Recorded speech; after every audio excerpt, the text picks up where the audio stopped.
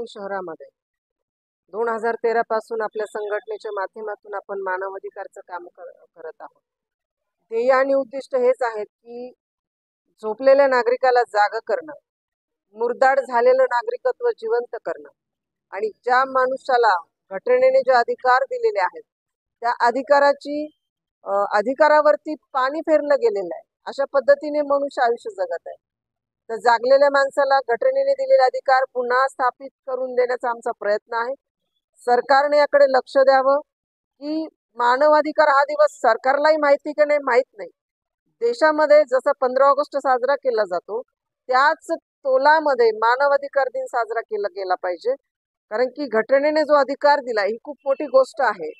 मान सन्मान प्रतिष्ठा ह्या गोष्टी बरोबरच माणसाचा अधिकार काय आहे हे प्रत्येक माणसाला कळणं गरजेचं आहे आणि ते सांगण्याचं काम आपल्या संघटनेच्या माध्यमातून आपण करत आहोत। ध्येय आणि उद्दिष्ट हेच आहेत की ग्रासलेल्या, पिडलेल्या, छळलेल्या लोकांना चांगलं आयुष्य जगण्याची संधी मिळावी आणि त्यांच्यासाठी जोमाने काम करावं, त्यांच्या पाठीशी उभं राहावं आणि पडलेल्या लोकांना मदतीचा हात द्यावा।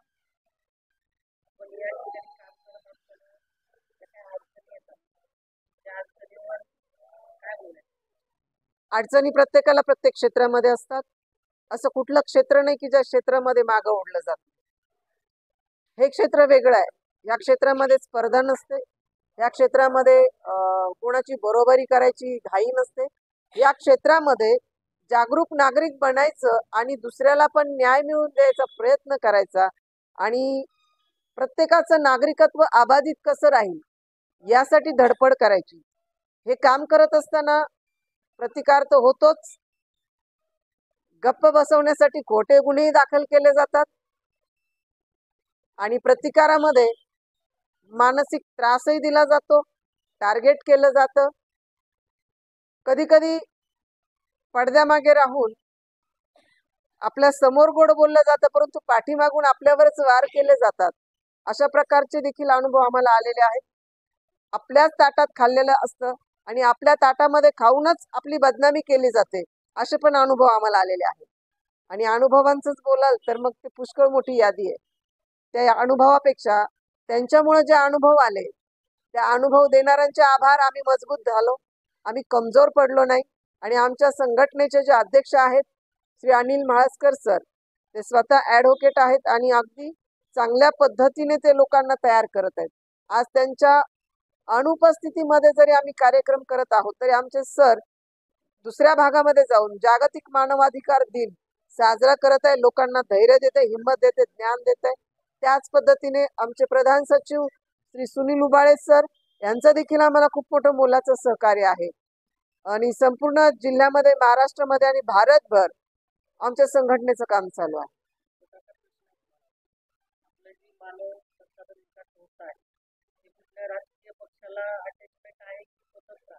ही स्वतंत्र आहे, राजकीय पक्षाला अटॅच नाहीये आणि ही संस्था स्वहितासाठी नव्हे तर जनतेच्या हितासाठी स्वखर्चाने काम करणारी संस्था आहे। याला कोणी डोनर नाहीये, कोणाची मदत घेतली जात नाही। जे पदाधिकारी आहे, फादर बॉडी आहे ती ह्या संघटनेला चालवते।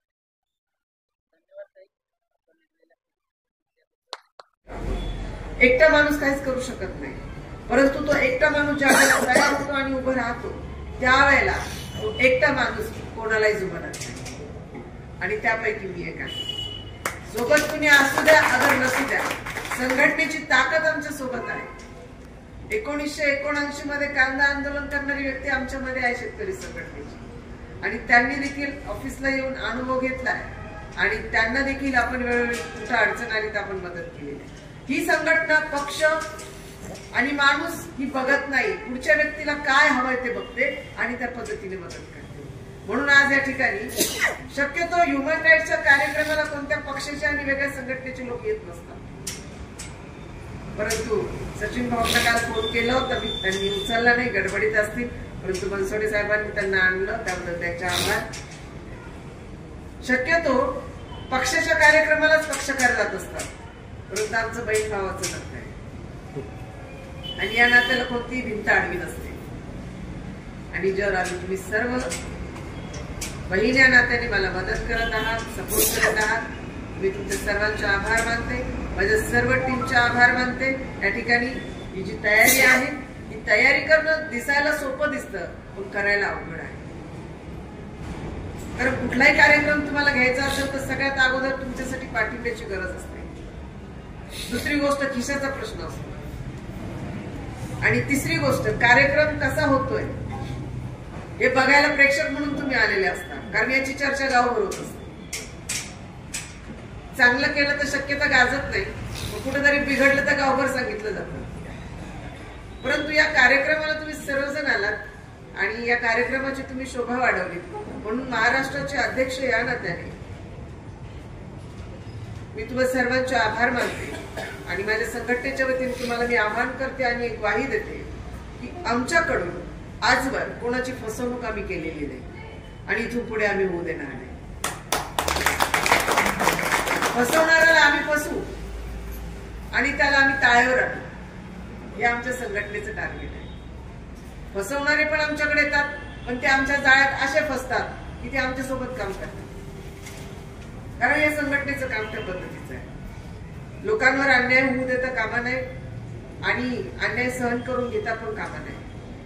आणि म्हणून घटनेने दिलेला अधिकार, डॉक्टर बाबासाहेब आंबेडकरांनी दिलेली आम्हाला जो वारसा आहे, आणि आजच्या दिवसाचे खरे मानकरी डॉक्टर बाबासाहेब आंबेडकर आहे.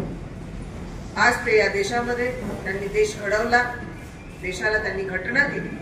आणि मला कौतुक वाटतं, उपाशी राहून दलित परिवारामधून एक हिरा घडलेला आहे आणि त्या हिऱ्याप्रमाणे अजून कोणीही घडलेलं नाही.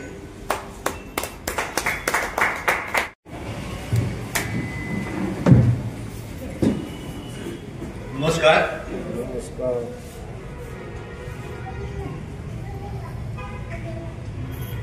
मला वाटतं टाळ्या वाजवण्याने हसण्यामध्ये टॅक्स नाहीये, जीएसटी नाहीये.